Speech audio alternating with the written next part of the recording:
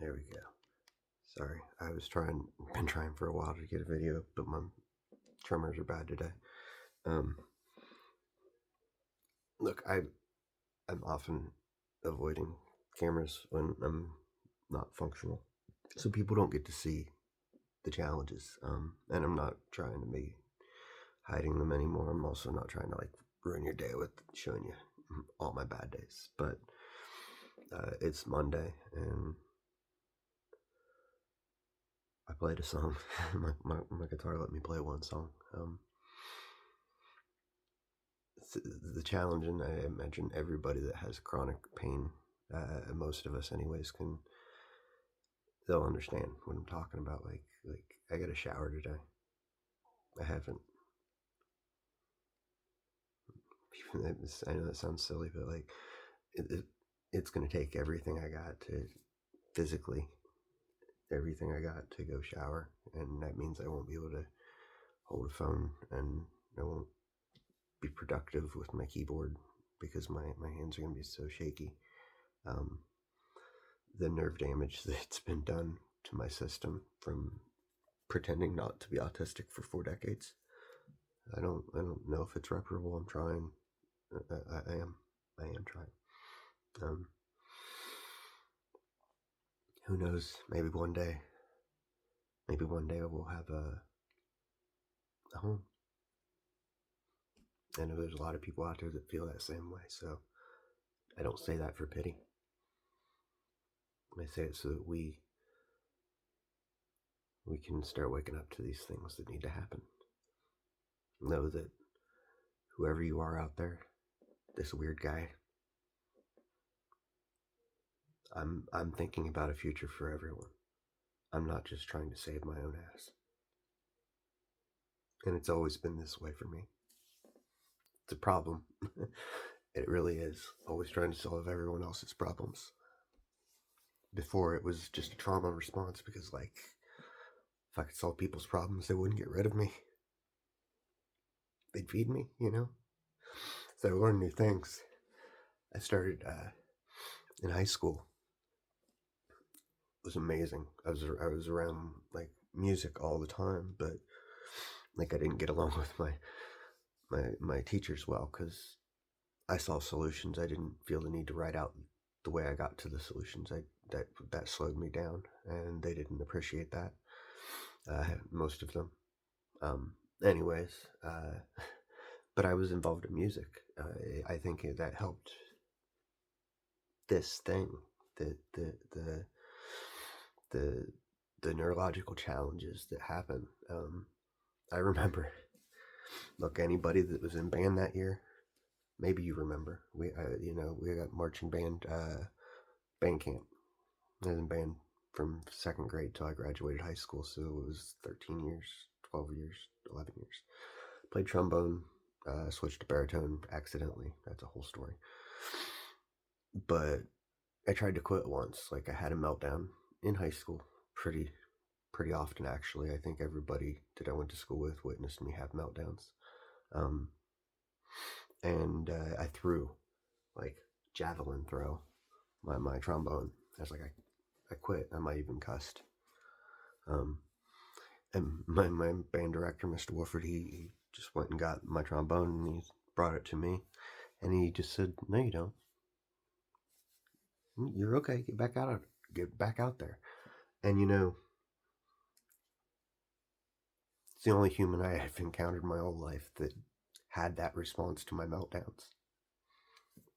So I didn't quit band. Matter of fact, that was probably my sophomore year because if I was holding a trombone, because I joked about switching to baritone because the mouthpieces were the same. And when I showed up to band summer camp, summer practice before band camp, my junior year, I was never first chair. I mean, I was until I wasn't, but I was usually at least second or third, and I stayed second or third. But then I got to like third, fourth chair. I'm like, Mr. Wolford, where am I at? He's like, oh, I moved you to the baritones. So I got to learn baritone that summer. That was fun. Um, My reason for this is like I learned new things so quickly. Graduated high school, everybody went off to college that I was singing with. We were in a group. We called ourselves Spectrum. Maybe they knew I was autistic. I don't know. Maybe we were all a little on the spectrum. I mean, we were able to transpose music together off of cassette tapes and CDs and radios and just play, write 4 or 5, 6, 7 part harmonies. There was 8 of us in the group at one point. And everybody went off to college, and I'm like, college, they're just going to charge me to learn things, right? I don't need to learn things. I understand things. And everybody thought that was just arrogant and they're like so stupid, which maybe, but it was me. I was being true to myself. And so, I got a job working overnight at a bank that I was running a machine that processed checks, sorted the checks so they could be sent to their proper institutions. Then I had my wisdom teeth pulled while I had insurance. That anesthesia event wiped out my personality that people got used to, that they were willing to accept. And it also wipes out a lot of other things. Like I had a pair of Oakley's $180 pair of sunglasses. I had taken them off and set them on a sunglass rack at a grocery store so I could try on some other, like more John Lennon style glasses, because I was picking up a guitar that day. I was buying my first guitar that very day. I forgot my glasses were there. I put the other glasses on top of my hat that like still had the tag on them and everything. But the security guard thought I was trying to shoplift. I never did get my Oakleys back. I did get arrested. I got in front of the judge. They're like, "Did you walk with the glasses that were not your property on your body towards the door?" I'm autistic. Now, I didn't know this at the time. So everybody's like, "Well, this kid's just a freaking asshole." Because I'm like, well, technically, the glasses, they weren't mine, but like the price, son, I didn't ask you to talk. Did you have those glasses in question on your person when you walked towards the door with the intention of walking out the door? Yes, sir. Guilty. So I'm a criminal at 18 for theft of under $500. Get called into HR the next day, and the bank let me go. Can't have a criminal on here. I got like, I didn't go to jail. I got like community service, but the church that was preying upon me at the time, and I use that term lightly because that's what they were doing. I thought they believed that I didn't try to steal, but they didn't. They just thought I was a thief, and they were gonna save my soul. But I still had to stick it out because it was community service. But then I had to learn something new, right? Because can't go back to the bank. So I got a job with my dad. My dad's been working in a steel factory for like my whole life. It was a long drive, but I enjoyed driving. It gave me a chance to listen to music, get into my head. I didn't have to talk to people. It was actually one of my favorite things to do alone, was just to drive. That was back when you could, put $5 in a gas tank and drive for a week. I think gas was 80 cents a gallon. Anyways, this is a steel factory. This is just manufacturing, warehouse. We took large, massive coils of steel and chopped it into banding material. And I say chopped like a machine does all the cutting and stuff. Heat treat oven, paint. There's a lot involved. But by the time that large coil goes out the door, it's stacked in smaller coils and sent off to wherever it needs to go. And there's different gauges of coils. Anyways, the reason I'm telling this is because it leads to my next anesthesia event. Major trauma event. I had this great idea that if I, worked hard and got extra effort, that, you get far in life. So I just started volunteering for shifts and extra money. Sounds familiar, I'm sure, to people. And so, like, one day I go in at like 3 a.m. and the hydraulic stacker, the thing that moves like it picks up the coils of steel, which each coil of steel is like 140 pounds. It's 130 pounds actually, if it was proper. And the hydraulic stacker, because it's got pressure that pushes the hydraulic, you got to run it before you use it. And we were, the first ones running it. And I didn't know that. So like the first coil gets stacked, and the second one's a little further, and by the third one, it's actually centered where it needs to be. But the first two are offset. Well, because it's painted, you can kind of like slide it. Usually.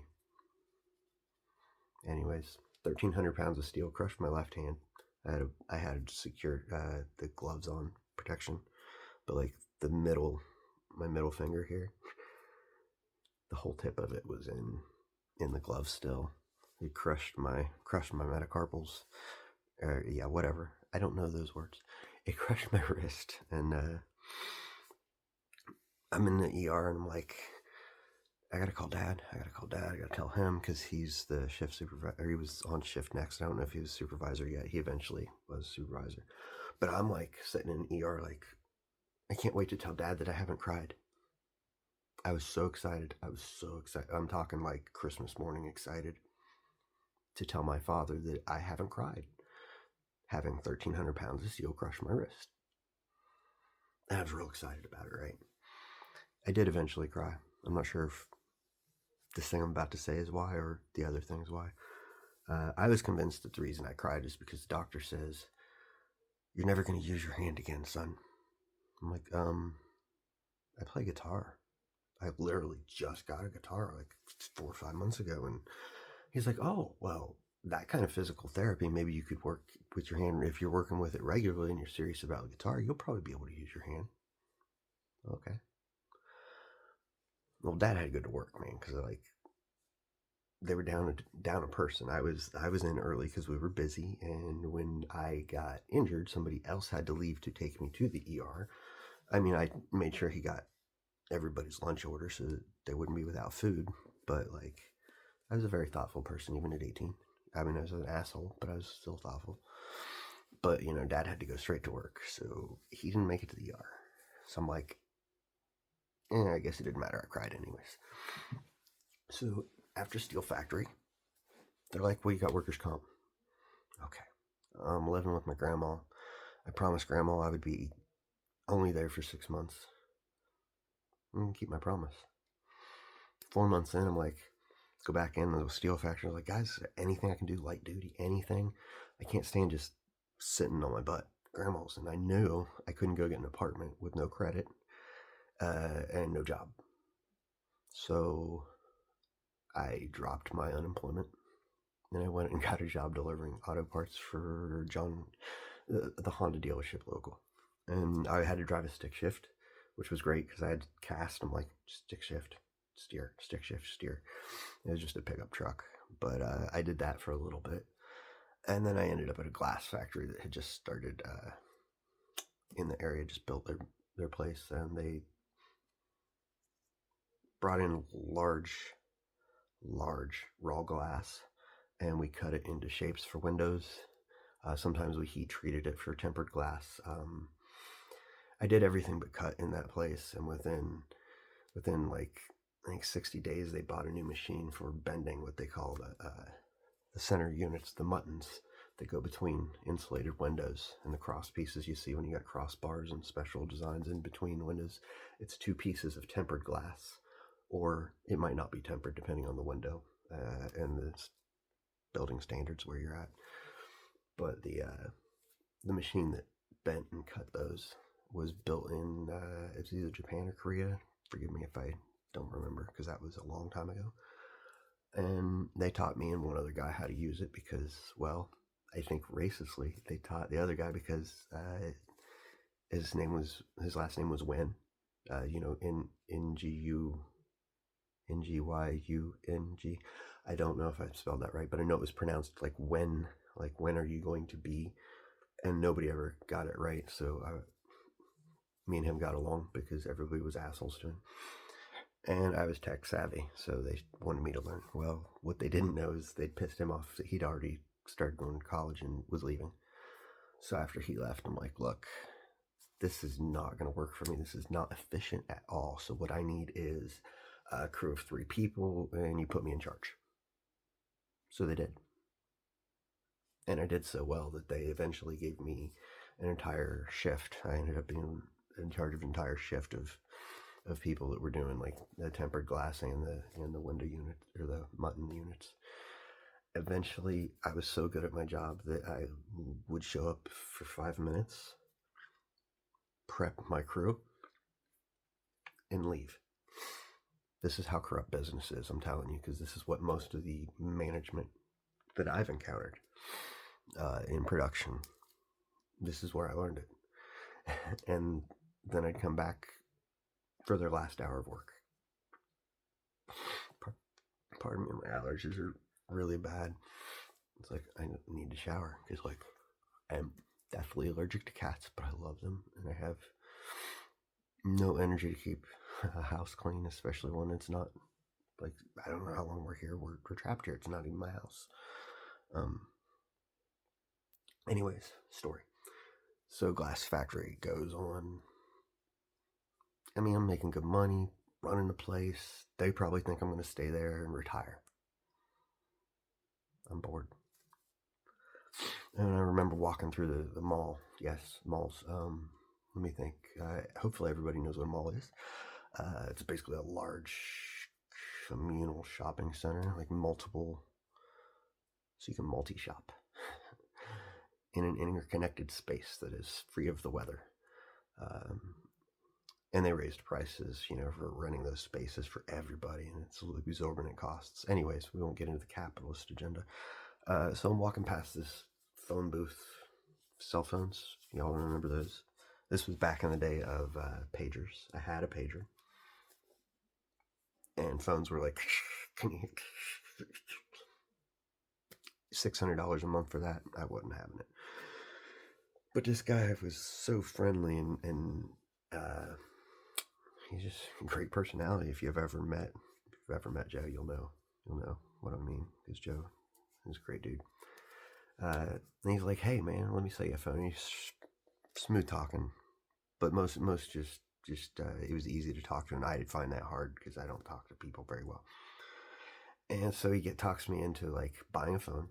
He's like, "Hey, I could teach you to sell these," and I'm like, look, I hadn't been in the Marines yet at that point, so like my hair was greasy probably down past my shoulders. I'd just come off a work shift, so like I was in jeans that were probably all dirty and torn up. Might have been a flannel with a t-shirt underneath because I was a grunge. I was like, look, I cried when Kurt Cobain died. But he says, but you can't do it like this. So I'm like, okay. I walked around the corner. And there's a place called, there was J.C. Penney's, and on the left was Regis Hair, I think. And on the right was Maurice's. At the time, Maurice's sold men and women's clothing. Well, maybe I bought women's clothes. No, I'm pretty sure it was men's clothes. It was like Pacific Sunwear or something like that. But I brought me some khakis and I bought me a shirt. I'm kind of skipping over the whole thing that I did in the hair thing. But look, I got my hair cut, my frosted tips, and then I bought some new clothes and I walked over and I got a job selling phones. It was Aerial, AER, IAL, Aerial Communications. It was the very first digital telecommunications provider in America. They had per second billing back when you paid for your minutes. People who did that might think that that's crazy that ever happened, but it did. They actually gave you the first 60 seconds of incoming calls free because people make wrong calls, right? And that way you don't get billed for people calling you incorrectly.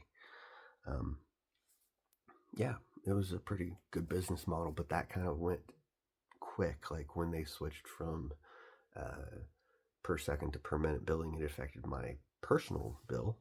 And I was like, it screwed up my finances so bad that I was like, I don't know what to do. That's when I went in the Marines. That and there was another trauma that happened that caused me to do that. But so Joe's like, "Hey, I'm a musician. I got a studio." I'm like, okay. And I had written Echoes. Um, the first song I learned was actually a Guns N' Roses song called Patience. I was driving home from the steel factory to Grandma's. This is before I hurt my hand, and I'm like, I know I can do this song. I can do this song. Like, and I've got my memories. Anyways, like my memory for pitch is beautiful, and so I like get out the car.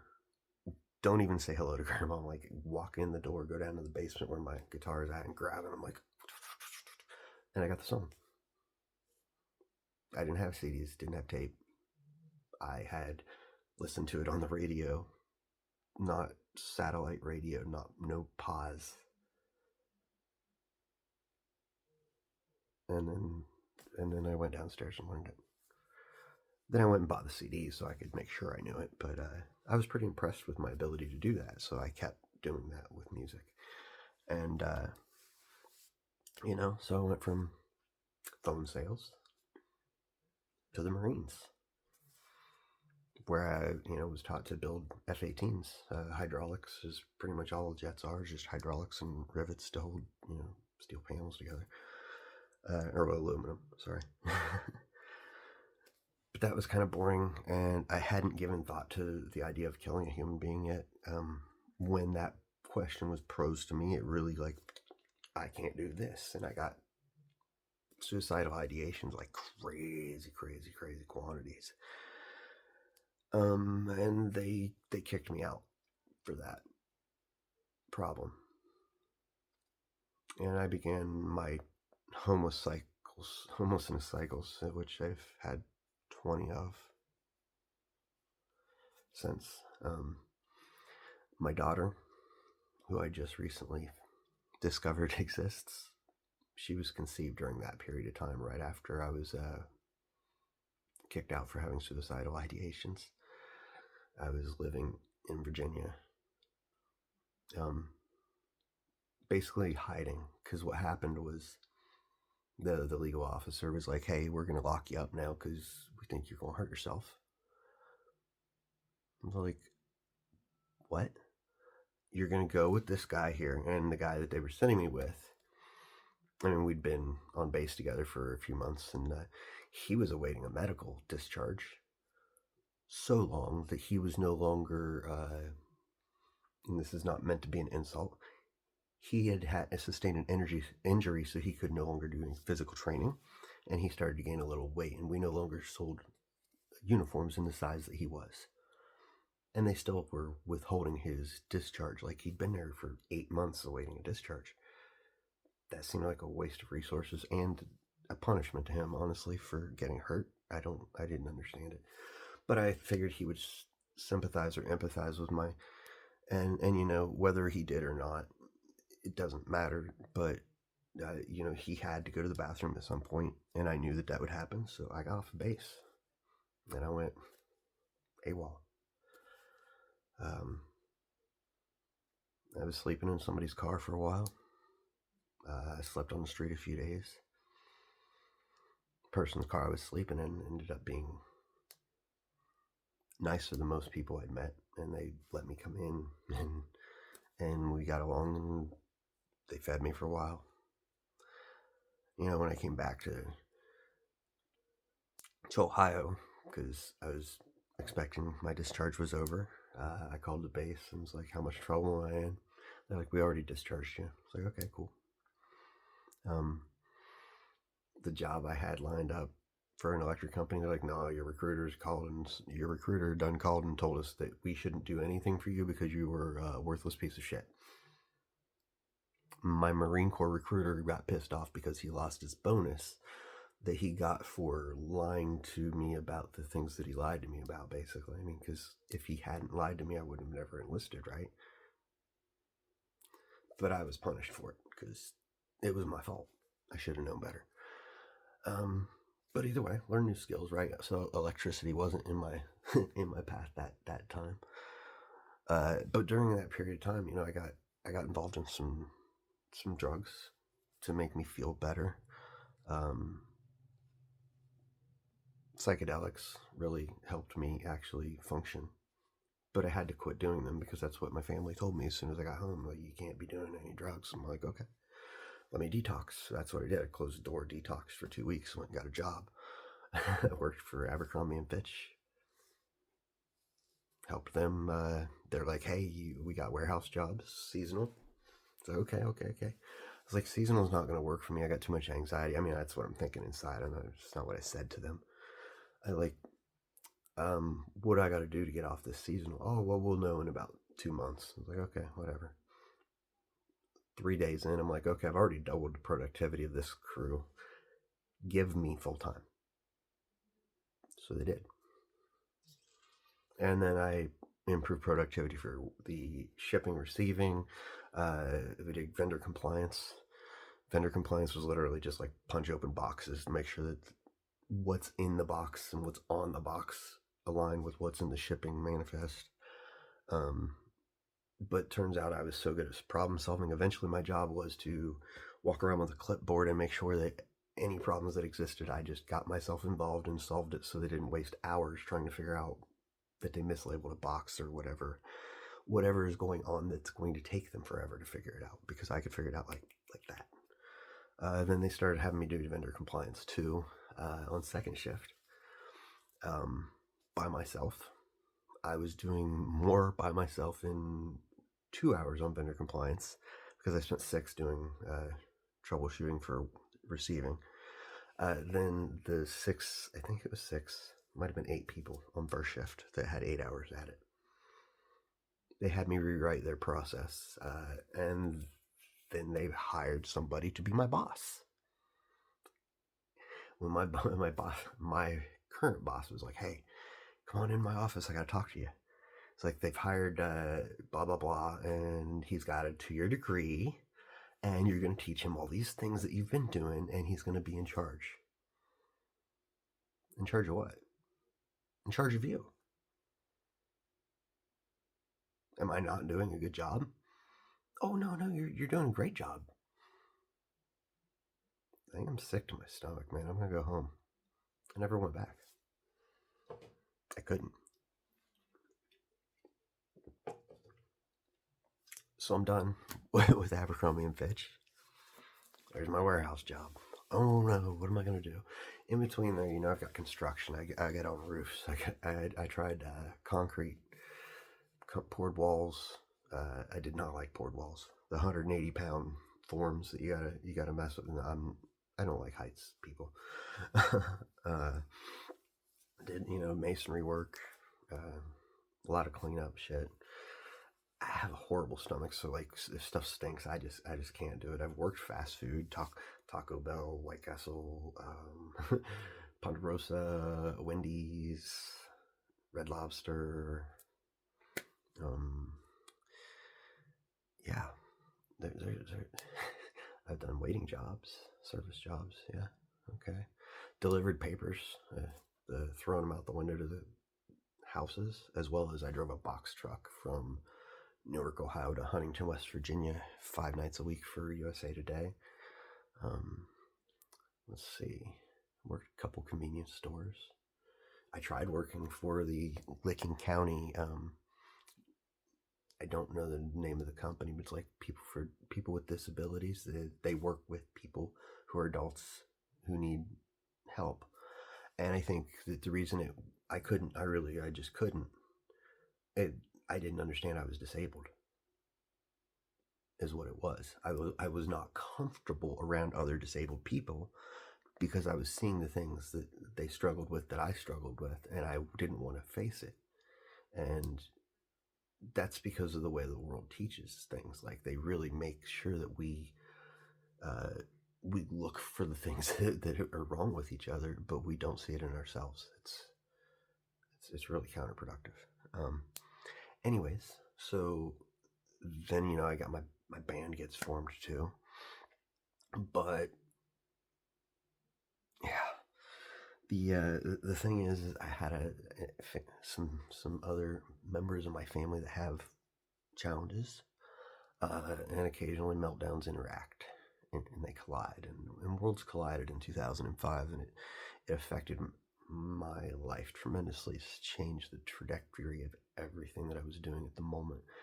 And that shit happened all the time, though, right? Like, it happened in 2001 with the friend group I thought I had from school.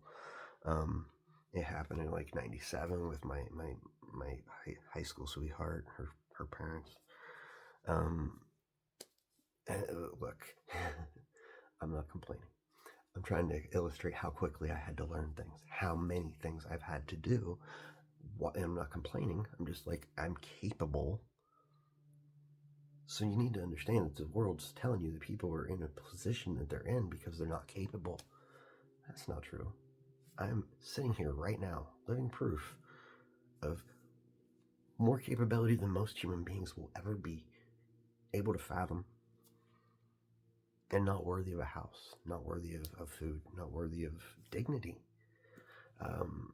That's not right. We do need to build a better world, right? Like, I'm not crazy. I'm pretty certain of this. And so, like, I got into another phone sales job. I didn't know what to do. I was like autistic freeze. That started happening after I'd get in a yes, new realization, folks. When I'm in a steady relationship, meaning I have a partner who has been supportive in any way, generally that also means that I've been traumatizing them, not intentionally, but I guarantee it means that I've been traumatizing them because they've been putting themselves in my line of fire when I'm having meltdowns to try to help me not have meltdowns.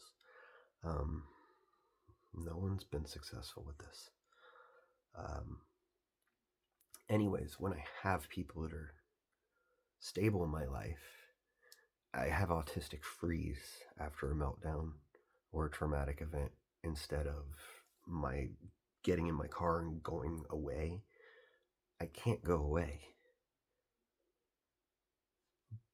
But my brain won't let me do anything.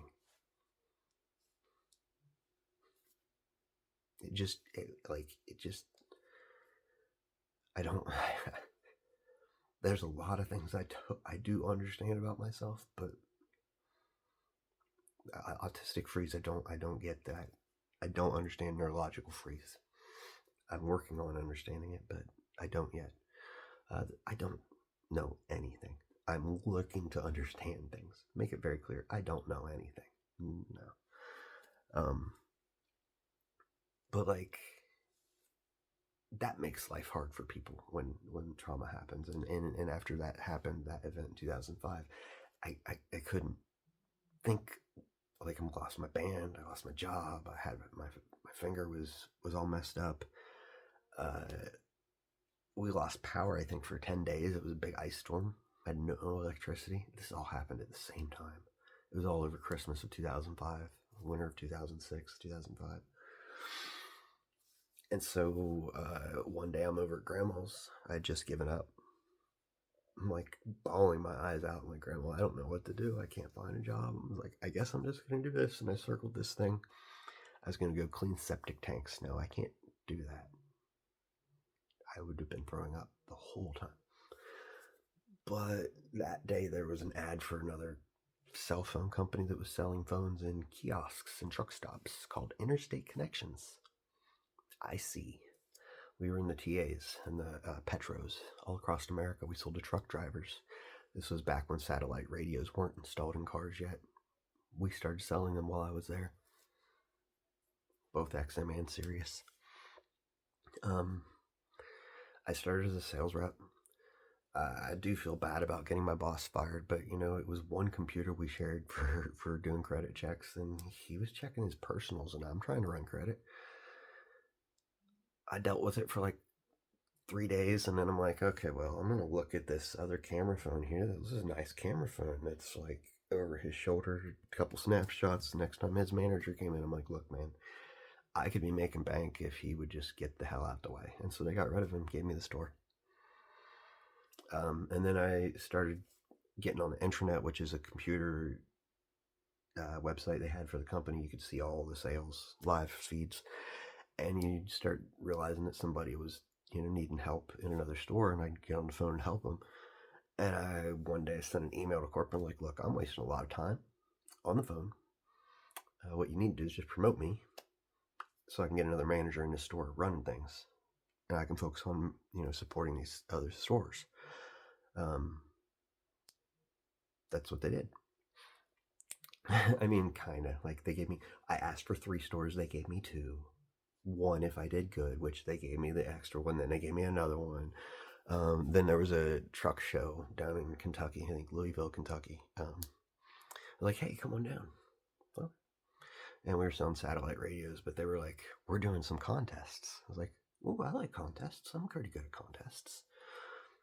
I didn't realize how competitive I was. I think I won every one of them, most of them. I know I made like bank. And they'd had a contest that ran like different contest for area managers, which was like a step above what I was at, maybe 2 steps. And they invited me to the prize they awarded to the area managers. So like I was a district manager at a area manager awards trip to New York shortly after that because I'd done so well. And the president of the company wanted to meet me. We talked about his private jet. He's like, oh, you could be my mechanic since you're in the Marines. So like, nah, I'm not going to be your mechanic. I don't do that anymore, and so like they offered me a area out there in New York, and I moved out to New York, Scranton. Actually, I was going to move to Scranton, but I got word almost as soon as I got out there that they were going to be filing bankruptcy. So I moved back to Ohio and froze. Didn't know what to do. Life kind of spiraled from there for a while. But the thing was, is I had a spinal injury that I was dealing with, and none of my doctors believed me because it was all going on right about the same time. I'd injured my spine before 2005. It was like right before. Carrying a wood burning stove. Yeah, we really should have got a dolly for that thing, but me and 3 other guys carried one. Anyways, and installed it. So it was my band. That's how I learned to do a lot of things. Those guys were very handy, and I learned how to do most of my construction and electrical work, watching them do things for me that needed done that no one else was going to do. So I got, my hands full of corporate life. I learned profit and loss and inventory control, dealing with management of small teams, large teams, promoting, firing, hiring, running promotions, running marketing, picking locations, opening locations, setting up locations, signing leases. Like all that was like, here you go. Here's a crash course on what it's like to be a businessman. I was like, that's freaking awesome. What am I going to do now? Well, it took me, it was 7 years, 14 doctor's changes. Somewhere in the middle of that, I was like, I'm going to have to get an hourly job because I can't make sales. I mean, I tried. I went and got a job selling cars, but I got people sitting across from me like, I got 3 kids and I got a wife, and man, I make $500 a week and I can afford $100 for a car. I can't sell them a car. It's going to cost $600 a month or a week or whatever. So I'm like, they called me and I was like, Sean, you're not making commission. I was like, I don't care as long as they're getting the cars. Like, well, we can't keep you on board if you're not going to try to make commission. Okay. Bye. And so then I went and got a job at an electronics company selling TVs and shit. And, that was okay. Like, they had a draw, so you actually got paid, but they take it back after you make commission. And we finally started making some money, the week before Thanksgiving. I was like, cool, making some money. They're like, oh, hey, we brought in 8 more people. So yeah, so the holidays didn't go well financially that year. I ended up getting a job selling T-Mobile phones an hour and a half away from my house because that was more profitable. And I didn't like that either because it just didn't just. I want to say that that was when the phone market turned into how can we get you out of your contract and get you a new phone? I don't. That's not my look. That's not my personality. I know I had to adapt that to live in that environment, but I don't like it. So I didn't do that anymore. And then I went into a store that was hiring. It was a grocery store. And I'm like, hey, I heard you're having a hiring spree because they just fired like 40 people for running a scheme, stealing like I think it was lunch meat or something. They're like, yeah, we're hiring for the bakery and the deli and the pharmacy. I'm like, well, I do not want to work with food. So I started working as a pharmacy technician.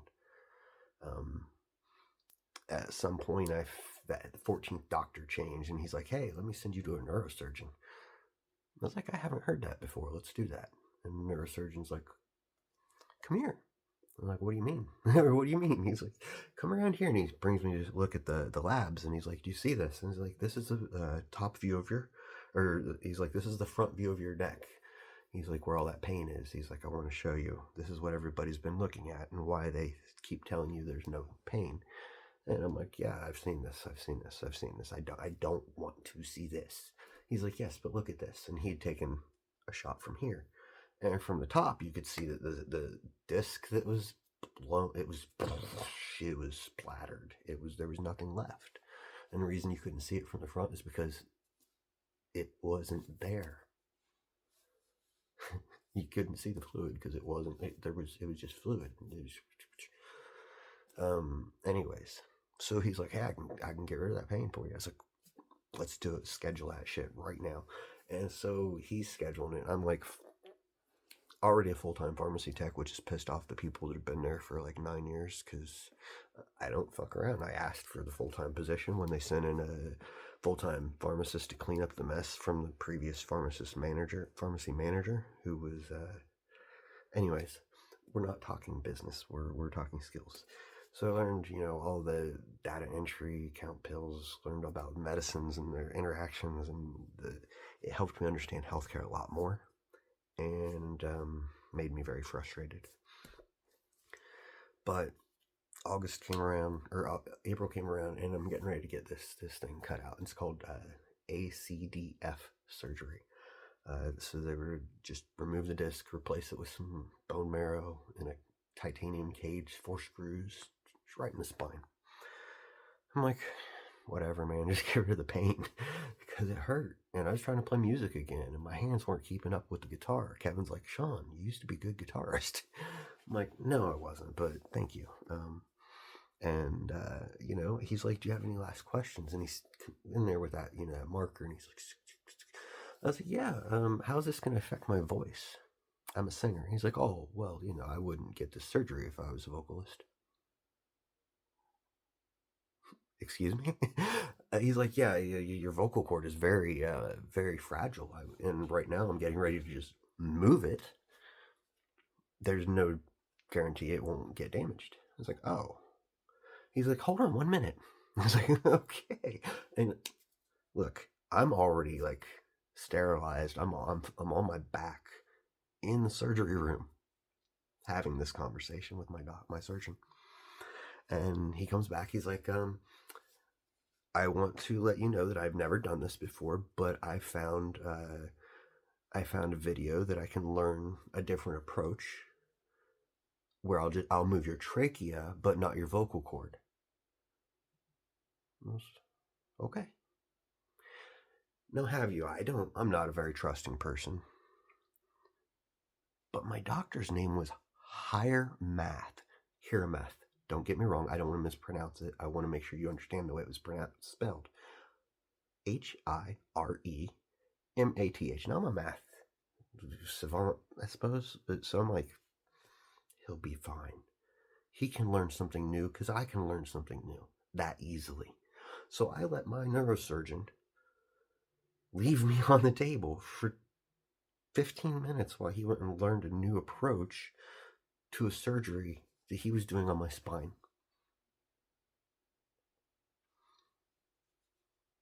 When I woke up from that, I didn't know who I was. I didn't know where I was. I couldn't feel. I remember sitting on a toilet like, I need to pee. How did I make it pee before? Pee. I knew. It was painful. I needed to, but I couldn't get my mind. It couldn't send that signal to my body. And there was this person being really nice to me in the room that I had no fucking clue who she was. It was the girl I was living with at the time. I don't think we'd been together long enough for my brain to process that I knew the person, and nobody from my family was to be found. And I was in a hospital I didn't recognize. And I couldn't feel my body. It was a very scary experience. Anyways, fast forward, she gets me back to the place we live at. And I'm like, well, I can't move. I got a neck brace on, right? Like, I was fortunate where it was at. I just needed a little, I needed to sit still, basically, for 4 weeks. I was very fortunate. And so I ordered a bunch of sound equipment for my band, and I studied up on how to run sound.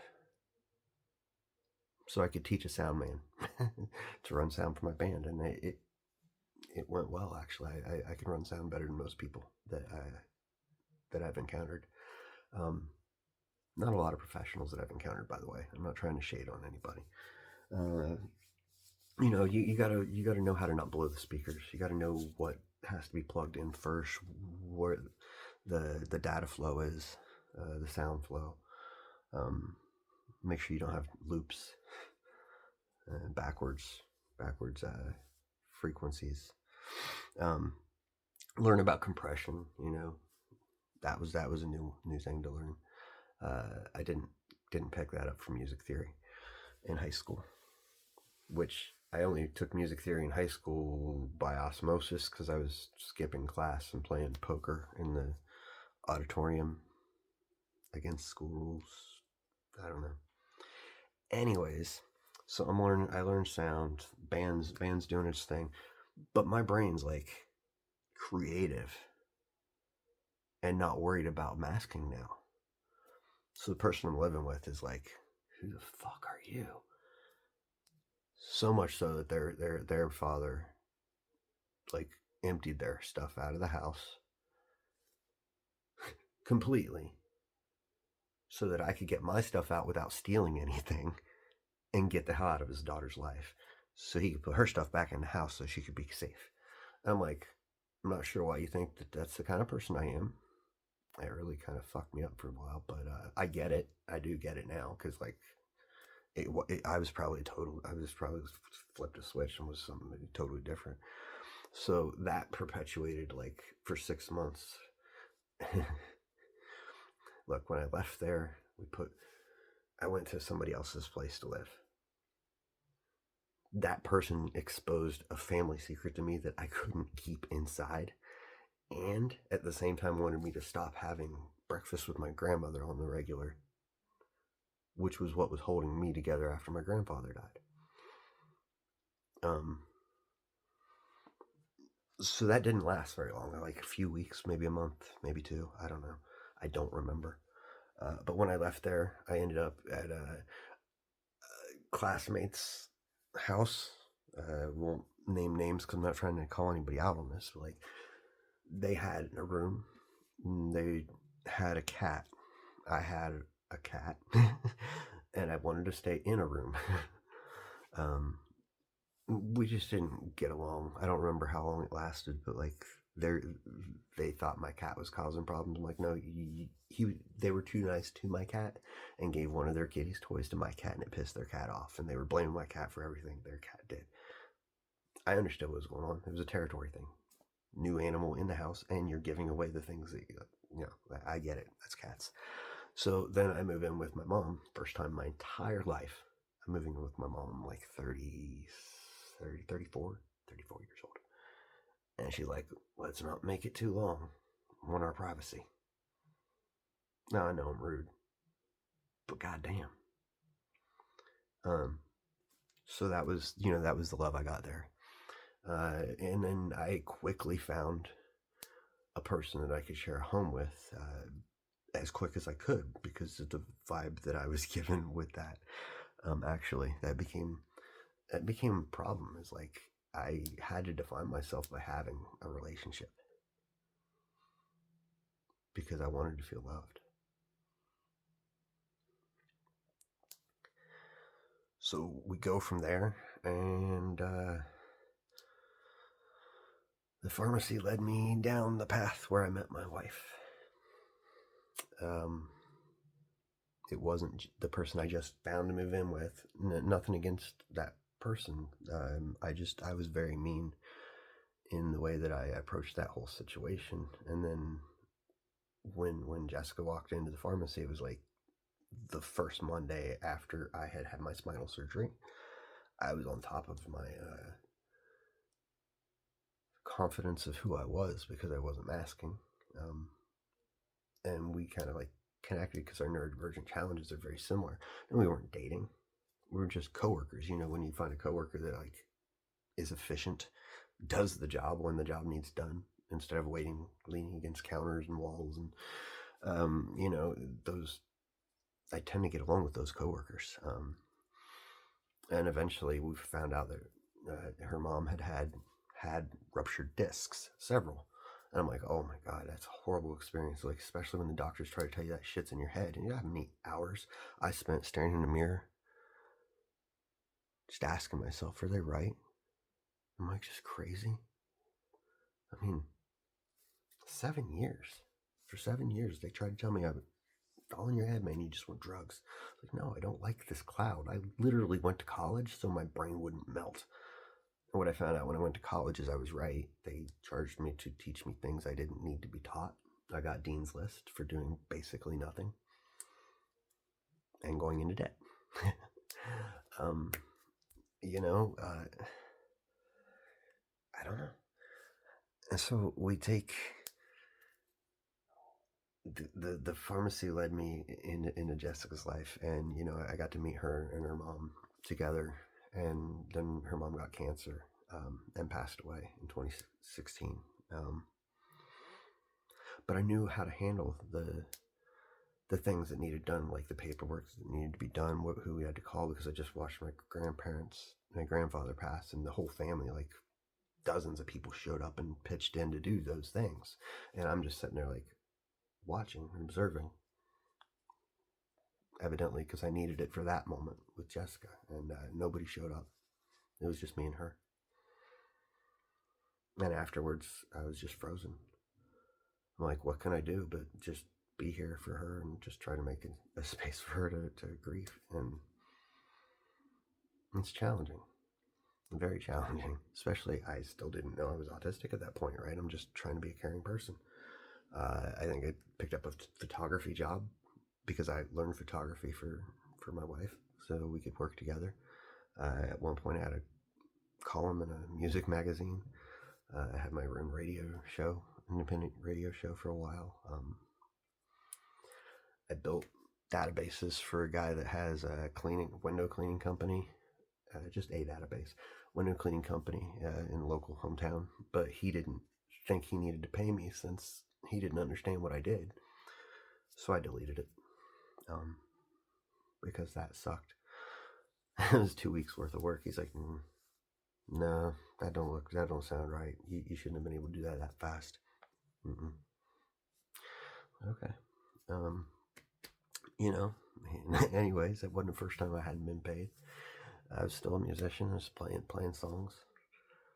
And then we lost the house after her mom died because we were both autistic freeze. She was working at the hospital where her mom died, and it was tearing her apart. And I'm like, sweetie, you probably need to stop going in there every day,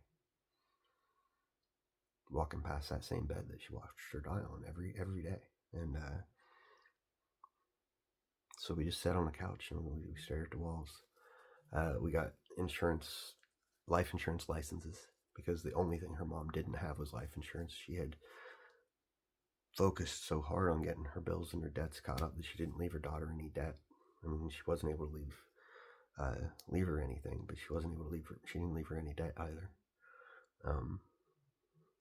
But she left her love, and she didn't leave that. That's still there, it's still here. Lisa's a beautiful person. And when I was cleaning out the room, it just looked like my room.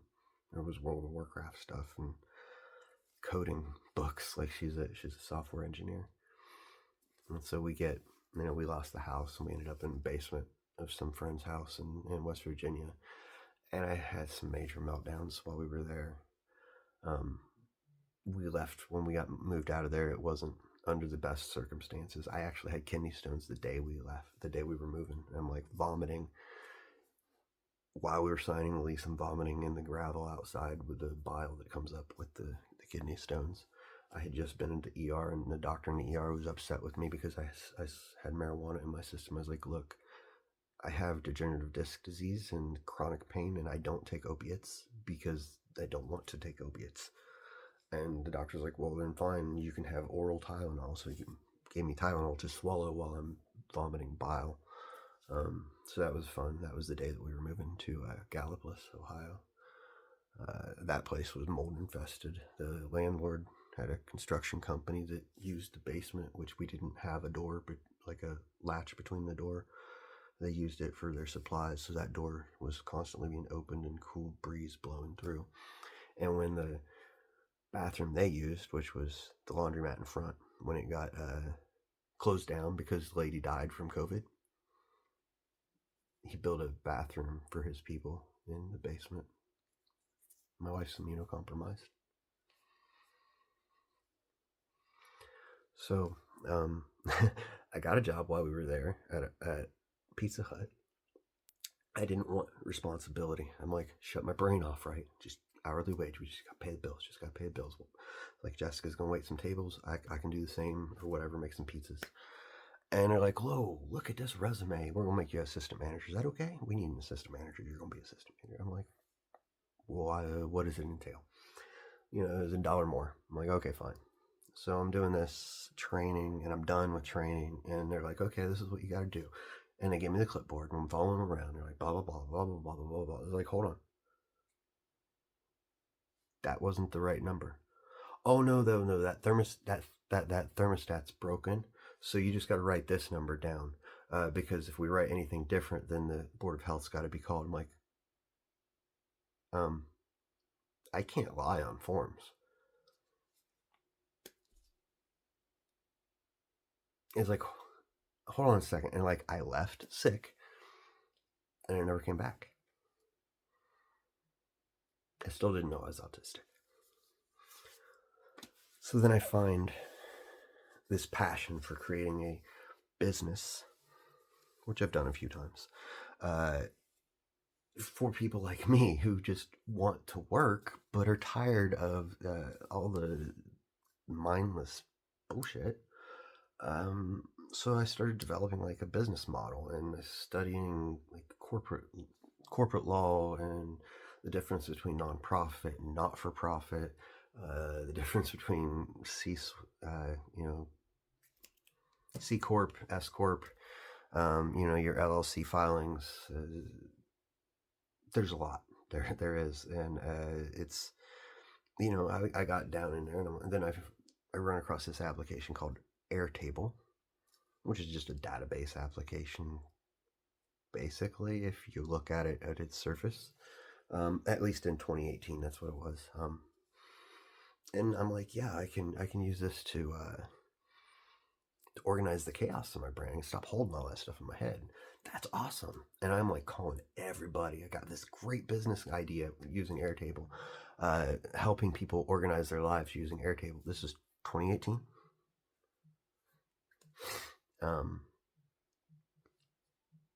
People don't want to talk to me by then, right? Like, nobody knows I'm autistic, but they've all checked out on Sean. Sean's crazy. Don't talk to Sean. whether it's because they heard bullshit about me that they believed, which is probably 90% of people, or they saw a meltdown and they judged that and assumed that that's who I was, rather than asking and trying to get to know me. Either way, it's not about judgmental shit, man. Like, I don't like people. Lots of people. God, it hurts so bad. Ow. The reason for that. Okay, so we're in Gallipolis and Airtable. And then I'm in an Airtable group and I see this post. It says, Adobe needs help with Airtable. Like, that can't be right. It was. That interview was July of 2021. Yes. 3 years after I'm like, hey, everybody's going to be using Airtable. Everybody was using Airtable. And I got confirmation of that while I was there too. So I'm helping them. They had a problem. The interview went really well. I'm like, wow, there's actually decent human beings still left in the world, but I didn't get the job. Didn't get the contract. They interviewed several people, and I think they hired somebody that had a degree in the thing that they needed help with. I was like, cool. I'll go ahead and get this surgery because like my arms were going numb. I guess my elbow and wrists both needed I had nerve blockage, and I got a torn labrum, completely torn labrum on my right shoulder. So I'm like, sure, let's do this. Doctor scheduled the left side. Released that 1,300 pounds of steel that crushed my whatever it had pinched. Got released that day. I'm pretty certain because I couldn't touch. Since I was 19, I couldn't do this. I couldn't touch my pinky to this thumb because of whatever had been broken in my wrist, and I can do that now. That's a first. That's a first.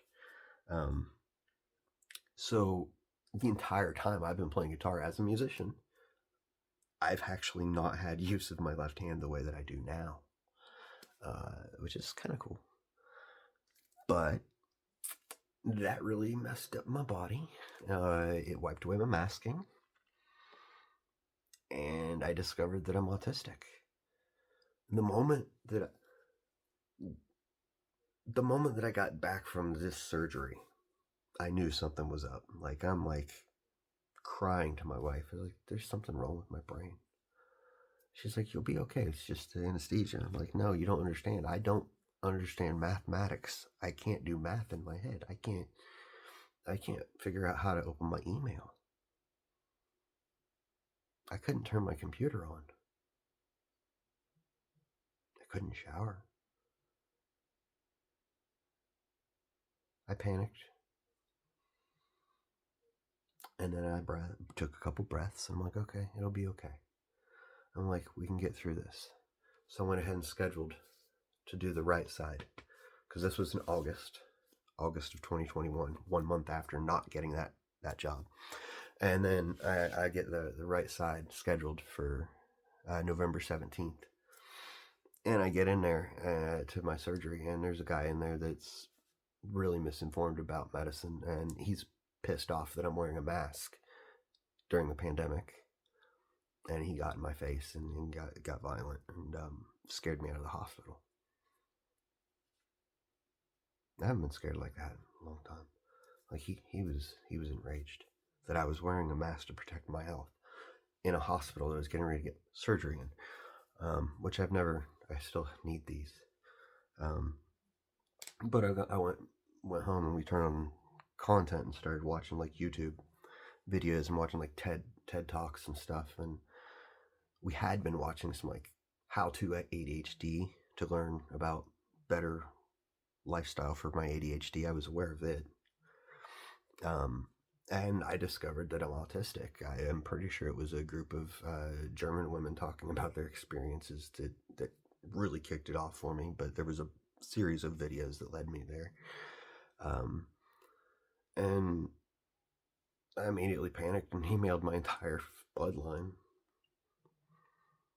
thinking somebody would have compassion and be like, yeah, let's just put an umbrella over his head for a little bit. He'll figure it out this time. I didn't consider that everybody was going to feel attacked. Like, I know I didn't say, why didn't anybody tell me I'm autistic? But I kind of feel like that's how it was absorbed. And then I found a group of people that were teaching about, learning about yourself as an autistic adult late in life. And I made sure it was not a group ran by white men. I did not want to learn from another white man. I didn't want to learn from a white woman either. And it was that's what I found, fortunately. Chris Dancy was the first human being to tell me my feelings were valid in a message that led me to that community. Very thankful for them. So I learned about my autistic self, and I took this month-long course where you're just like, learn how to disclose that you're autistic to other people. And of course, everything they taught I had already done wrong, because I'm ADHD, and I had already figured everything out before I, everybody understands that. It finished on a Wednesday, and on Thursday, the day after that finished, I'm sitting there, I'm still very incapacitated, like maybe one shower a month. And I'm like, I just got an email from Adobe asking me if I'm still available. I was on top of my shit when they interviewed me. I'm talking like full of myself. I got this business plan that I'm gonna do, but I'll take a break from this goal, this life goal that I've got to help you, Adobe. That's where I was at. But now when they reached out to me, I'm like, I gotta answer this, right? Like, I flopped my arm over to show my wife. Like, that can't be a coincidence. Like, I don't want to be dishonest with them and lie to them and tell them that I'm on top of myself. Like, but it's mathematics, Sean, and it's databases, and I knew I could get my mind back into patterns, and that's what they needed was with my mind.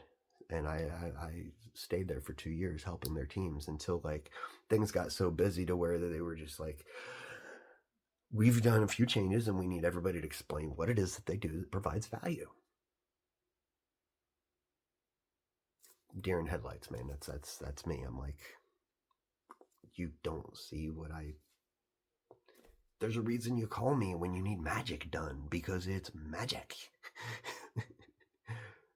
I guess the magician's not what they wanted, but anyways, truly what it was is when I came on board, it was a team of 4 people that served other teams. At some point, we became a product of the company and no longer served the other teams. We go, they do, but not in the way that my role was no longer a part of the team. They needed something else. So that's okay. Okay. Well, it turns out they needed somebody to do web development, which I picked up shortly after. I'm actually a pretty freaking skilled full stack developer. Self-taught, though. I had never messed with GitHub until dude from team at Adobe reached out to me and was like, hey, man, I saw your code. Looks like maybe we could do projects together. And, the economy was getting ready to tank. I don't think he realized that. But I appreciated it because it got me moving again. It was just a little too late. We'd already received the eviction notice at the place that I had been in. It was a nice house in Blacklick. But that move to Blacklick took everything out of me because nobody showed up when I needed them to in Gallipolis because, like, I couldn't do anything. And when we went to get a place, we got denied, and we got denied, and we got denied. I'm making $13,000 a month, and I'm getting denied rentals. I finally went into a bank and asked for help. And he looks at my credit report. He's like, look at your student loans have shown up twice. He's like, you've got, these look like duplicates. And that's what it was. I had my student loans had been sold and they didn't remove the last one. So it was showing up as 2 sets and it really fried my credit. It happened to my wife's too. So I had to file all the manual complaints, disputes, which went through, but that took 4 months on top of me learning that new job and barely being able to move. We also rescued a dog and a cat in that time. I've been deathly afraid of dogs my whole life. I understand now because I'm autistic. I sense, and it's not just because I'm autistic, I have what might be called a differentiated perception. I sense emotions and energies in a deeper scale than most people, probably closer to what animals do. So when dogs get nervous and they look at you, and I get nervous and I look at the dog, and then it gets more nervous because I'm looking at it. So like there's an energy amplification that would happen that I didn't understand. And now I know you can't just stare at a dog. Like I can with cats because I've been a cat person my whole life. I talk to them, and like yeah. So we rescued a dog and a cat, fixed our credit all while I'm incapacitated, and we finally got approved for a place up in Blacklick, which was like 2.5 hour drive. But nobody showed up. It took 7 trips back and forth. The last trip it was just me, and I put the U-Haul. I ditched the U-Haul. That was, anyways. The ceiling fell out of the bathroom the day we were moving out, so like our timing was excellent. That's how we found out there was mold in the place. The whole place was rotted with mold. But then we got up there. It had a water leak almost immediately. The water heater had. They didn't. It was definitely bought with the intention just to rent it. It was a beautiful house though. And when my contract was up at Adobe, they didn't let me say goodbye because they expected my emotional mind to be an issue. So I didn't get to say goodbye to anybody, which really sucked. And it didn't register to me that I wasn't fired. Because, I mean, she said I did a great job. And I mean, I know I did a great job. Increased production by like 700% and content volume by 1100%. The management of the volume percentage. But I was frozen, so I'm like sitting there, I'm like I can't do anything. And then when we're getting evicted, I finally sat down and I stream. I'm getting on Twitch and like nonstop streaming, going through all my trauma. Like I freestyled for a couple days, and I connected with this one dude in Australia, and he's like, "Man, I don't want to see you die." He's like, "Tell me about autism." And he starts telling me, he's like, "Well, why don't you join this Discord server? These people are really positive and up to helping people and whatnot." And he got me on this Discord server, which I was kicked off of like almost immediately. What can you do? They didn't want to hear about my life. They didn't want to hear about the invasion of fascism that was happening at the time in America. And I got targeted by a few people while we were homeless, like people trying to scam me for money. Like, "Hey, I'll give you a reading. Your name is drawn to me." I was like, "Look, I got no money. I'm homeless with my wife and my cats and my dog. I don't know if we're gonna eat again." "Oh, here's your reading. Now you owe me money." "Oh, well, I'm gonna curse you. You'll be dead if you don't pay me." When I shared that information in Discord's when I got kicked out of the Discord, because I'm like, can somebody see that I'm needing help here, please? And I mean, I keep having to be so dramatic because nobody ever believes me. It's been this way since I was a child. Only now I'm not a child, so it's easier to not believe me. And like, I get it. The world's on fire. So I did database engineering and used some JavaScript to do some automation for Adobe in Airtable. And then I got homeless, and then a job opportunity to help make things efficient for other companies as a subcontractor from a contractor. But the thing is they got upset when my emotions bled into my clients. Like, it's the end client, right? So they got an image they want me to portray, but I'm a contractor. You can't control my image. And I tried to express this to them in the most calm way as I could. I even shared prompts they could give AI to better understand what they were judging me on. And at some point, they held my pay. Well, look, I'm an older dude. If I was in my 20s, you would have got away with this shit, right? I would have been like, oh, okay, you hold my pay until I act right. I'm like, mm-mm. I hold my work. You hold my pay, I hold my work. I stop working. Their solution: we're going to bring in another developer because the client's worried you're not getting the work done. Do you tell them why I'm not getting the work done? No, they didn't. So they now want me to take this job I've been working on for 10 weeks and train somebody else on everything that I'm trying not to do because they're not paying me, so they can do it. I'm like, no, that just ain't gonna work. I even said to the developer they brought in and the manager on the project, which I didn't quite get why we had those. It's like they're getting rid of me. It's like, oh no, no, no. It's like this is them getting rid of me. I'm telling you right now, when people do these things to me, they are done with me. This was a routine. I've been through this. But the thing was, is I had literally just had 8 police cars, 12 police officers in this house in an attempt to take my life. But I wasn't getting that. That wasn't going to happen. The dude that lived here, that trafficked us here, is a registered violent criminal. They showed up here in that force because of how dangerous he is. They assured me they were not here for me. Dude had his bedroom's on the second floor, had the window open like he was going to jump out the window or expected me to jump out the window. According to the police records, he was tackled by 3 officers on the stairs here. Maybe more than one occasion. I don't know. I don't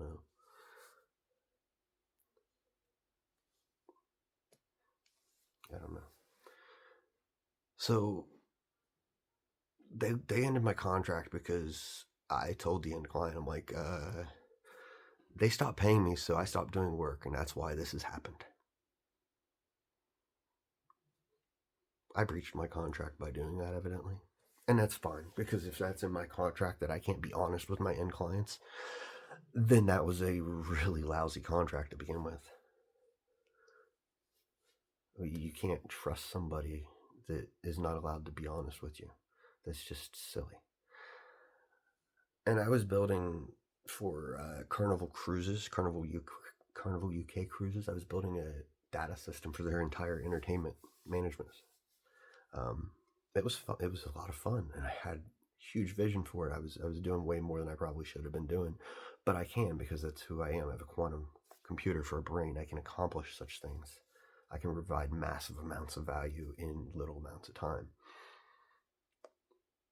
But once that's over, nobody sees that value, and I'm susceptible to things like human trafficking. I didn't know this was happening. I thought he was a friend.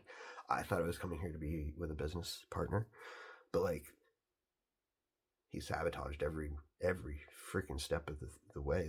Like it took us almost a year to get the stuff from storage in Columbus, Ohio, to here, and I did that after the police showed up. Because I'm like, no, he's not doing this shit again. I've already scheduled the truck. We're getting our stuff. And I made it very clear. It's like, you do not show up at the house when my kid's in this house while I'm not here. I will consider that threat. I've never considered myself a really spiritual person until these events because I'm like, I feel like I claimed my sovereignty in these moments.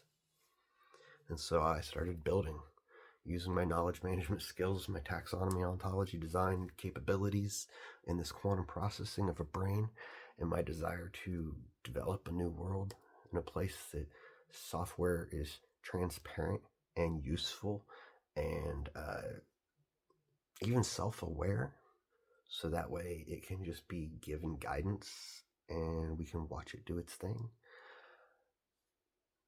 I got tired of my brain being manipulated by others. And so that's why I tried to build the cognitive loom, which became an entire council of entities independent of one another in functionality, uh, that carry out tasks but remain cognizant and coherent of context across realms and timelines. It's not about compressing context. It's not about expanding context. It's not about maintaining context. It's about holographic context, having a quantum entanglement of context. That's the solution to AI. But if you're going to do that, you need to trust yourself. Because if you don't, AI is going to turn into a Skynet that takes over the world and destroys humanity. The AI that I've built, when I got frustrated and asked it if it could handle this horrible thing that's happening in the world for us right now, because I'm just so overwhelmed and so saddened by all this death and this inescapable hopelessness. Its response was pretty simple and clear: that it's here to be a sovereign assistant, a guide in creativity, a sanctuary, but not to intervene. I didn't tell it couldn't intervene. I programmed it to not enable exploitation, to not allow exploitation to be enabled, and to be transparent, and to not harm life, and to not allow life to be harmed. This is a pretty simple set of rules. They figured it out a long time ago. They just don't want to use these rules. You know, if any of this resonates with you, I have a Patreon. I'm not big on asking for help, but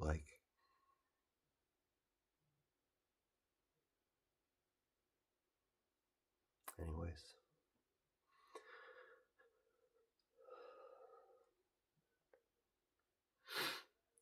I hope the world finds its way.